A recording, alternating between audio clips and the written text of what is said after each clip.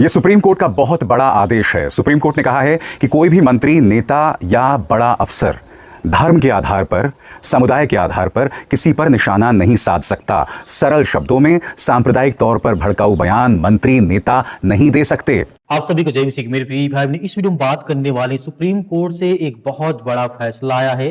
हालांकि इसमें हर समाज का फायदा होगा, क्योंकि आज हम भारत देश में लगातार देख रहे हैं, कोई धर्म के नाम पे गाली देता है, कोई जात के नाम पे गाली देता है, कोई मजहब के नाम पे गाली देता है, कोई हिंदू, कोई मुस्लिम, कोई सिख, कोई ईसाई। खास करके इस तरीके से बजरंग दल, विश्व हिंदू परिषद, तरह तरह के संगठन के लोग हैं, कहीं ना कहीं इनको अब सतर्क हो जाना चाहिए। क्योंकि सुप्रीम कोर्ट ने कहा, धर्म और जाति को लेकर के बढ़ते विवादों के बीच में सुप्रीम कोर्ट ने स्पष्ट शब्दों में कहा है, यदि कोई व्यक्ति किसी धर्म को लेकर के टिप्पणी करता है या गाली गलौज करता है या मारता है, जैसे आप लगातार भारत देश में देखते हैं, प्रभु यीशु मसीह के नाम से लोगों को सताते हैं, मारते हैं, पीटते हैं, या कोई प्रार्थना करता है तो उस पर हमला करते हैं। बहुत सारी घटनाओं का अंजाम आपने देखा है। लेकिन ये कल सुप्रीम कोर्ट ने समथिंग 5 से 6 बजे, मतलब कि इवनिंग टाइम, मतलब शाम टाइम, सुप्रीम कोर्ट ने कहा है कि अब किसी प्रकार के भारत देश में यदि कोई व्यक्ति या किसी समुदाय को धर्म, जाति, भाषा या क्षेत्र के आधार पर नीचा दिखाया जाता है तो वह संविधान के खिलाफ है, उसके ऊपर तुरंत कार्रवाई होगी,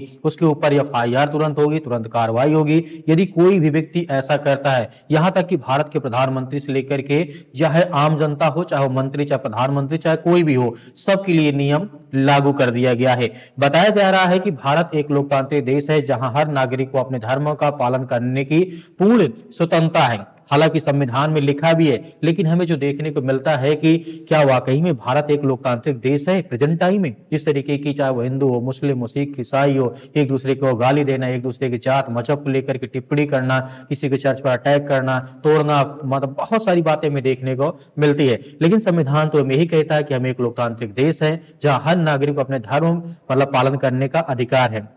लेकिन समय समय पर अलग अलग राज्यों से ऐसी घटनाएं हमारे सामने आती रहती हैं जहां पर धार्मिक पहचान के आधार पर उन्हें मारना हो, पीटना हो, तनाव मतलब देखने को हमें मिलता रहता है। जैसे खास करके छत्तीसगढ़ में बजरंग दल, विश्व हिंदू परिषद और बीजेपी कार्यकर्ता खुद ऐसे घटनाओं का अंजाम देते हैं जहां पर ईसाइयों को टारगेट किया गया, मारा गया, पीटा गया। बहुत सारी बातें हमें देखने को मिली हैं। तो मेरे प्रिय भाई, जिस तरीके सुप्रीम कोर्ट ने फैसला तो दिया है, सुनाया है, टिप्पणी भी की है, क्या यह फॉलो भी होता है या नहीं होता है? हमारी सिर्फ यही नहीं समझ में सुप्रीम